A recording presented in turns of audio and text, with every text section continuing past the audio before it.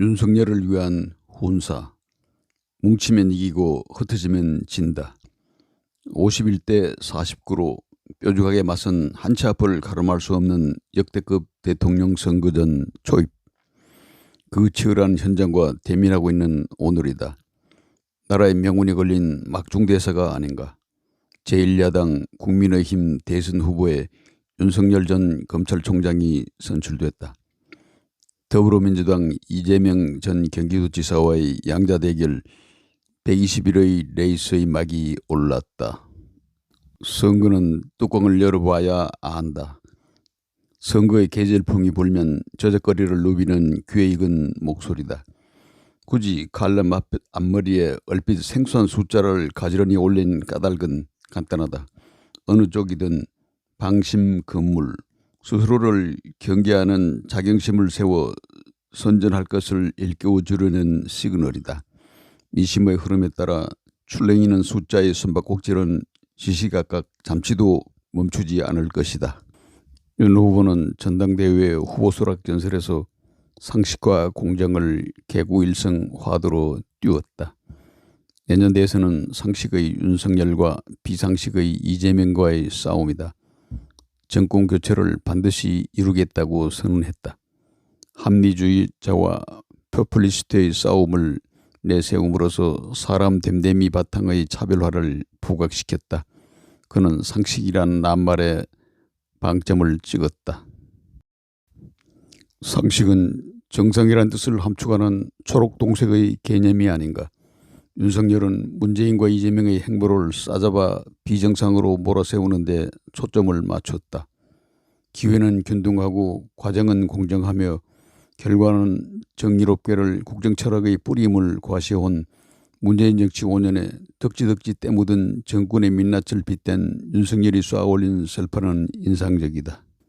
그의 연설은 자신의 우람한 몸집과 묵직한 성정을 닮은 탓인지 한 점 군더더기 없는 투박한 말맛이 오히려 부침성의 여운을 진하게 남겼다는 평가다. 인간에게 충성하지 않는다. 국민만 바라볼 뿐이다.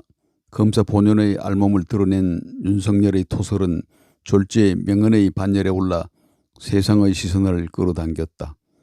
어눌한 그의 말솜씨에서 뜸들인 말변은 곱씹을 가치가 있다. 검찰 수장을 하직한 지 8개월, 정치 입문 4개월 만에 만인지상 대권을 겨냥한 첫 발을 내딛는 순간이다.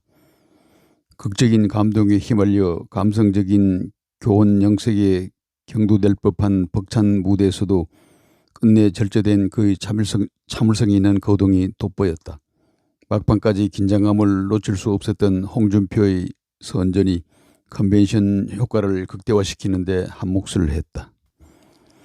깨끗한 승복을 다짐한 경쟁자들의 목소리가 하나되어 터져나온 순간은 장관이었다.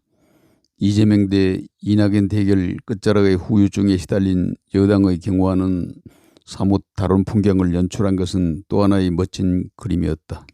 과차는 실패로 건너가는 유혹의 건널목이다 라는 고대 이슬람 쪽의 격언이 있다. 윤석열 칭찬은 여기서 접고 그가 떠안아야 할 과제를 짚어보자. 윤 후보의 탄생은 민심에서 밀리고 당심에서 앞선 결과다. 2030 세대의 따뜻함을 받은 것은 뼈아픈 상처다. 넘어야 할 가파른 산이 떡하니 버티고 있지 않는가. 정권 교체를 목말라 하던 60%대의 반문 정세에 올라타기만 하면 승리를 낚아챌 수 있다는 속편한 마음보따리 따위는 당장 쓰레기통에 던져버려야 한다. 먼저 서둘러 옷소매를 걷어 붙여야 할 게 있다. 서운함과 피곤에 지쳐 아마도 심리적으로 파김치가 된 홍준표를 끌어안아야 한다. 경선 과정 뜨겁게 부딪힌 구비마다 피차간 가슴에 맺힌 게 없을 리 있겠는가.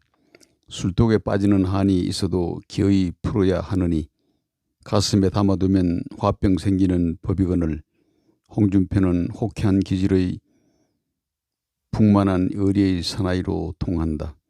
모래시계의 옛가락이 아주 녹슬지 않았을 것이다.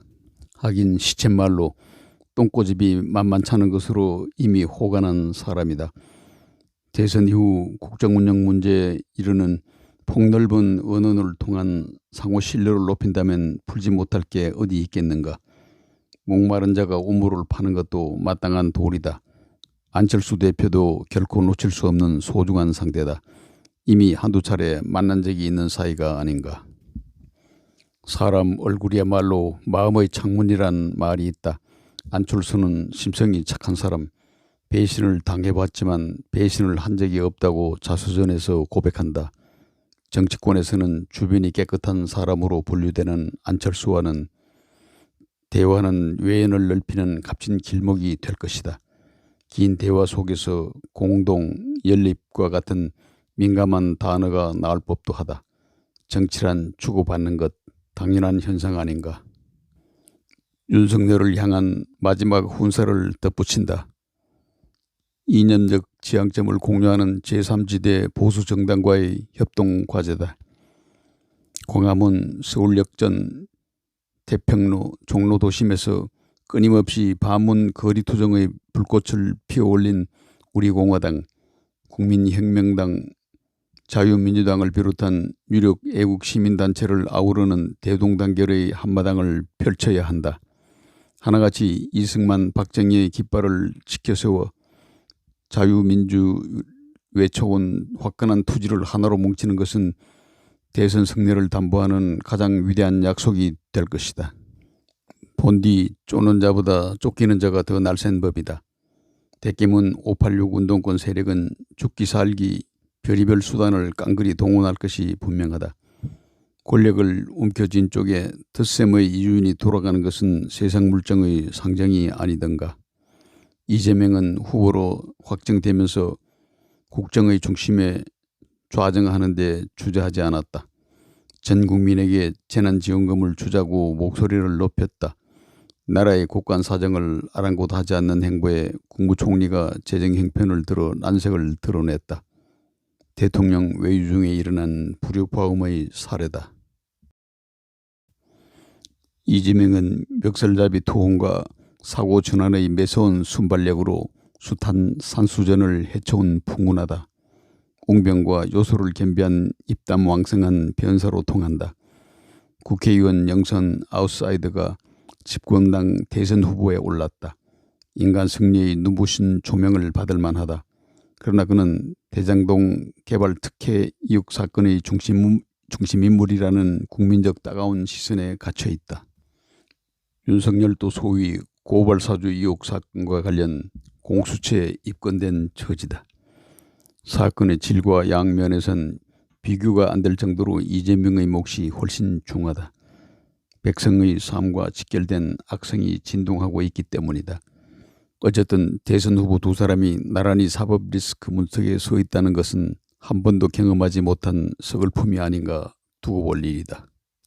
1945년 좌우가 펴흘리며 사납게 충돌했던 해방 공간, 뭉치면 살고 흩어지면 죽는다를 절규했던 이승만 건국 대통령의 목소리를 되살려야 할 오늘이다. 2021년 11월 9일 민족중흥회 상임고문 정재호, 이호근 방송.